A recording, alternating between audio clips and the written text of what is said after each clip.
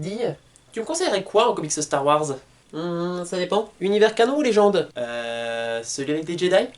Alors, il y a la jeunesse des Jedi, la légende des Jedi, les chevaliers de l'Ancienne République, la série sur la Haute République. Il y a aussi les jeux vidéo, avec Jedi Knight, Jedi Academy qui se déroulent durant la Nouvelle République. Ok, tu sais quoi? Je vais plutôt me mettre à Spider-Man. Ouais, ok. Peter Parker ou Miles Morales? Tu vois? C'est pour ça que plus personne ne lit de comics.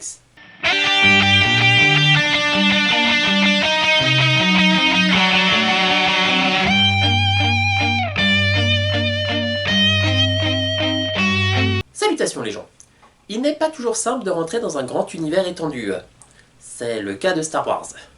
Mais, avec cette émission, nous aurons pour mission de réussir à vous faire découvrir quelques petites œuvres qui vous serviront de porte d'entrée dans la grande saga qu'est Star Wars. Et pour aujourd'hui, nous nous intéresserons à Dark Vador, ou plus particulièrement, le comics Dark Vador, Seigneur Noir des Sith.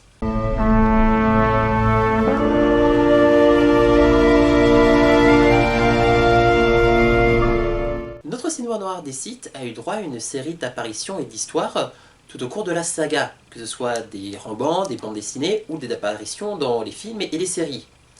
Mais aujourd'hui, j'aimerais que l'on parle de ce petit bijou qu'est le comics Dark Vador Seigneur Noir des Sith de Charles Soule et Giuseppe Camuncoli. Nous commençons immédiatement après l'épisode 3. Dark Vador vient d'apprendre la mort de Padmé, on lui a à peine mis son équipement, et sa légende commence.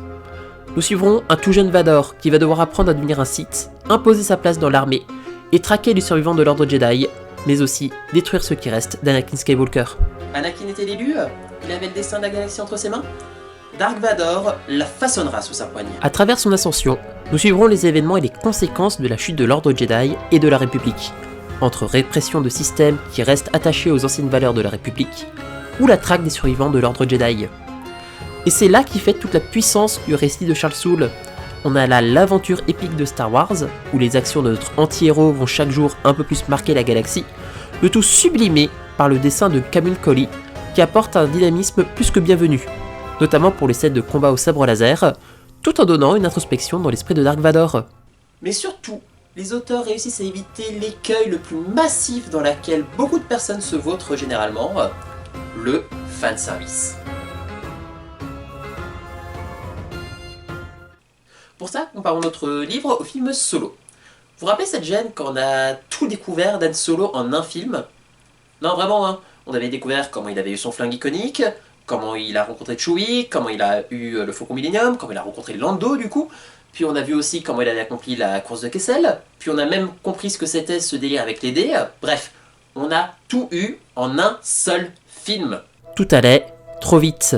Il était difficile de créer un véritable enjeu tant les événements n'avaient pas le temps de se développer. Du coup, on n'avait pas de vraie histoire marquante pour Solo ou pour le lore de Star Wars. On a même su comment il a obtenu son nom. Alors que, en plus, le pire avec Han Solo, c'est que on n'avait pas besoin de savoir tout ça, hein. Ou alors, il aurait fallu qu'on en sache plus. Dans Dark Vador, le Seigneur Noir des Sith, les auteurs vont aussi nous raconter des choses dont on n'avait pas spécialement envie de savoir. Du style comment Vador a-t-il obtenu son sabre ou comment il a construit sa forteresse. Et pourtant, avec le récit que Soule vous propose, vous voulez savoir comment il les a obtenus. Afin d'illustrer mes propos et de vous montrer à quel point ce récit est grandiose et ouvre des portes gigantesques dans le lore de la saga, il va vous falloir que je vous parle du sabre laser de Dark Vador. Ne vous inquiétez pas, les spoils seront mineurs. L'obtention de son sabre est la première mission de l'empereur donnée à Dark Vador.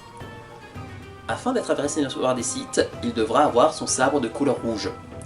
Cependant, un Sith n'obtient pas son sabre de la même manière qu'un Jedi. Oui, un apprenti Sith doit aller tuer un Jedi sans son sabre laser, pour obtenir son sabre laser.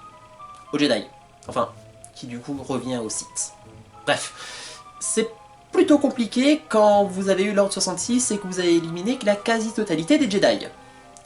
Heureusement, il existe quelques Jedi qui auront fait le vœu de Barash. Le vœu de Barash est un vœu d'isolement prononcé par un Jedi qui aura outrepassé ses fonctions, touché de trop près le côté obscur ou qui aura besoin de se recentrer sur la force. À ce stade, du coup, il devra s'isoler du monde extérieur et méditer, très certainement jusqu'à sa mort. On ne sait pas s'il y a vraiment le droit de ressortir d'un vœu de barrage. Et là, certains diront ah ben c'est pratique tout de même. Et je répondrai oui, effectivement, c'est pratique. Cependant, cela s'intègre parfaitement dans la culture de l'ordre Jedi, qui est un ordre religieux et monastique, et cela contribue à élargir le lore de cette culture. Et si ça n'a pas été expliqué dans les précédents films, eh bien c'est tout simplement parce qu'on n'en avait pas à en parler. C'est pratique, et ça s'intègre. Bon, vous imaginez un peu la suite, hein, je vous passe les détails. Il récupère son sabre, il pique le cristal et le fait rougir. Pour les Jedi, la couleur du cristal est aléatoire. C'est-à-dire que le cristal choisit son Jedi et il doit faire avec la couleur. Sauf si vous êtes Samuel L. Jackson et que George Lucas vous a la bonne. Pour les Sith par contre, il faut le faire saigner.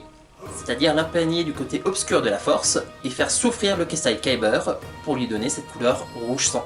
Cette quête pour son cristal lui aura pris 5 chapitres. Et vous remarquerez que les auteurs ne lui ont pas encore donné tout de suite sa poignée iconique. Celle-là arrivera au 12e chapitre. On aura donc eu 12 chapitres avant que Dark Vador n'ait son arme iconique. Et dans un monde rongé par le fanservice où il faut tout donner tout de suite, c'est quand même pas mal, hein. Surtout qu'ils auront profité pour élargir correctement l'univers étendu. La plupart des récits qui montrent Dark Vador dans les séries de l'univers étendu le dépeignent plutôt comme une machine à one-liner et un monstre sans cœur. Il faut dire, ils sont coincés par une chose très importante, la psychologie des personnages. En effet, Dark Vador va surtout évoluer durant les films. Il est donc difficile de réussir à lui donner une nouvelle personnalité et lui faire de nouvelles épreuves dans les livres, vu que on sait déjà ce qu'il va devenir dans les films. Cependant, Charles Soule aura su profiter du fait qu'il y a 20 ans entre l'épisode 3 et l'épisode 4 pour élargir sa personnalité et lui donner de nouveaux enjeux. Au final, Charles Soule réussit à nous dépeindre qui est réellement Dark Vador dans l'univers de Star Wars. Bien loin d'être un anti-héros pathétique ou un vilain épique, il est avant tout un héros tragique. Il n'est plus que l'ombre d'Anakin Skywalker, élu d'une prophétie qui malheureusement a fait de lui un pantin entre les mains des Dark Sidious, et qui n'attend que sa rédemption. J'espère avoir réussi à vous convaincre d'aller jeter un coup d'œil à ce comics, et de rentrer dans l'univers de Star Wars. En attendant, je vous dis au revoir, et à bientôt!